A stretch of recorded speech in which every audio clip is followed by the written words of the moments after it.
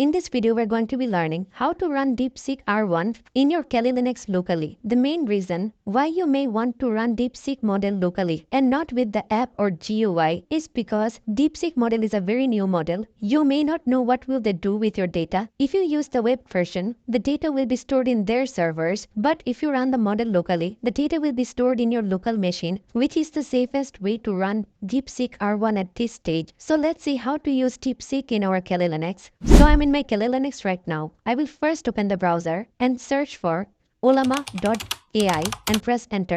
Whenever you're in this website, click on download and select Linux and click on this button to copy the command. Next, open your terminal and paste the command.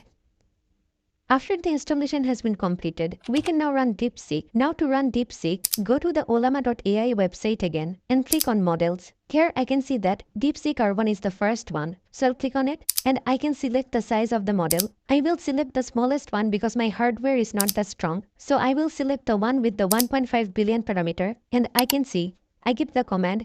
So I will copy the command, go to my terminal and paste the command. Since I already have it installed, that's why it did not take time. If you're installing for the first time, it might take 2 to 3 minutes since it is a 1 GB file. After it starts, you can enter your prompt. Suppose I will type how to learn ethical hacking.